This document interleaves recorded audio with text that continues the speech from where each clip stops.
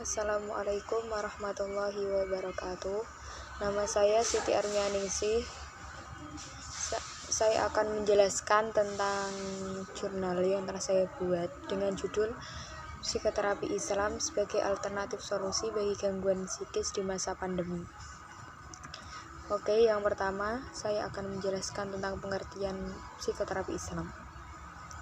Psikoterapi Islam adalah suatu metode penyembuhan dengan menganalisis dan menelaah penyebab utama munculnya suatu penyakit yang sangat terkait dengan bagaimana kondisi psikis seorang penderita penyakit tersebut, yakni pada wilayah kejiwaan atau unsur rohani manusia.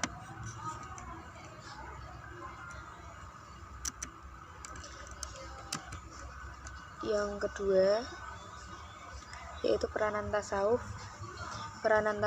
dalam kehidupan. Peranan tasawuf di sini sangatlah penting, tentunya di masa pandemi seperti ini, dalam rangka mengembalikan manusia kepada fitrahnya yang suci. Karena banyaknya sulitnya mendapat pekerjaan, krisis ekonomi, dan wabah penyakit yang membuat manusia lupa kepada fitrahnya. Sebagai seorang muslim, sebaiknya kita lebih memperbanyak berzikir dan mendekatkan diri kepada Allah supaya hati kita tetap tenang. Allah Subhanahu wa Ta'ala berfirman dalam Quran surat Ar-Ra'd ayat 28 yang artinya, yaitu orang-orang yang beriman dan hati mereka menjadi tentram dengan mengingat Allah. Ingatlah, hanya dengan mengingat Allah hati menjadi tentram. Hati yang tenang dan selalu dengan mengingat Allah lah akan membuat perilaku seseorang menjadi terkendali. Manusia adalah makhluk sosial yang harus bersikap positif terhadap realitas kehidupan untuk dapat mengolahnya dengan baik. Namun demikian harus disadari bahwa manusia adalah hamba yang harus selalu melakukan penyembahan dan penghayatan kepada Tuhan. Artinya seluruh dimensi kehidupan sosial manusia harus diilhami dengan nafas spiritual agar manusia tidak terjatuh dalam kegelapan yang tidak berakhir. Tasawuf adalah mendekatkan diri kepada Allah melalui penyucian diri, seperti yang disebutkan dalam Al-Quran yang memerintahkan untuk berserah diri kepada Allah, yang artinya, katakanlah sesungguhnya salatku, ibadatku, hidupku, dan matiku hanyalah untuk Allah, Tuhan semesta alam, tiada sekutu baginya. Quran surat Al-An'am ayat 162.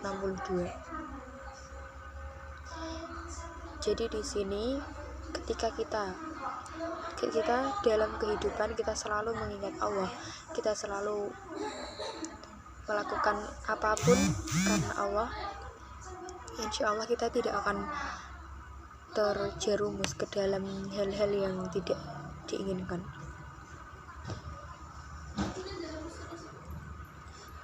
Di saat masa sulit seperti ini pun kita harus tetap yakin bahwa ada Allah yang selalu bersama dengan kita.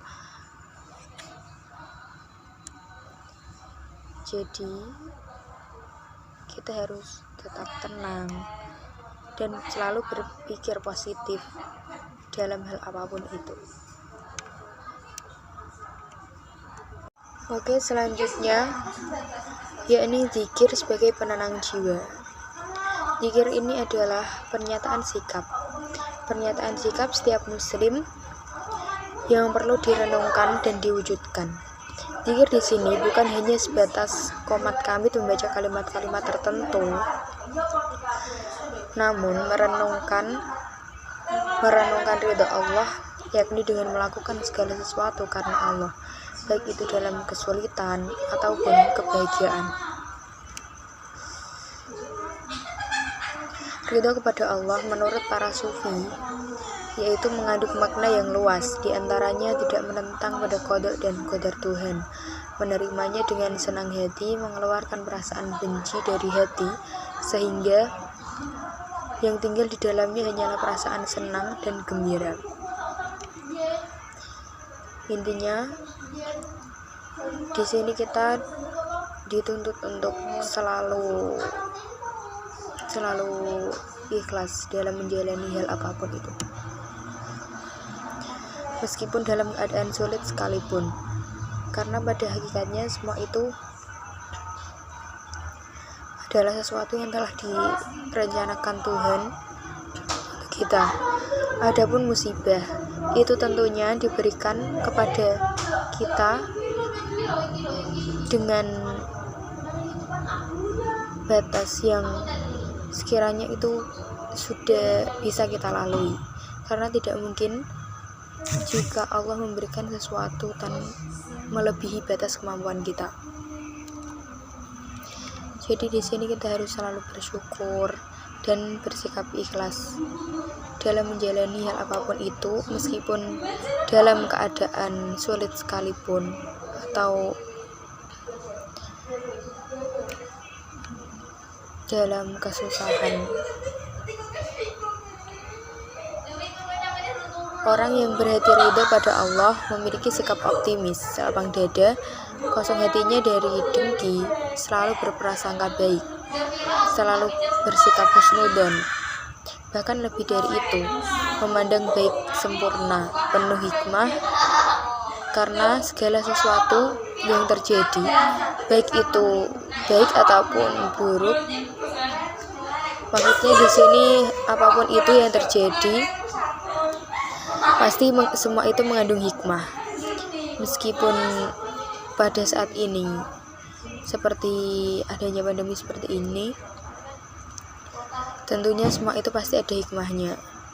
Mungkin kita lebih disuruh untuk mendekatkan diri kepada Allah, lebih mengingat Allah, supaya kita bisa lebih dekat dengan Allah. Karena semua yang terjadi sudah ada dalam rencana, ketentuan, dan perbuatan Tuhan. Hakikat zikrullah adalah kita benar-benar lepas dengan jiwa keduniawian. Yang kita ingat adalah tujuan utama kita, yakni Allah Subhanahu wa Ta'ala. Sekian dari penjelasan saya. Apabila ada tutur kata yang kurang pas atau ada khilaf, saya pribadi mohon maaf. Wabillahi taufiq wal hidayah wa ridha wal inayah. Assalamualaikum warahmatullahi wabarakatuh.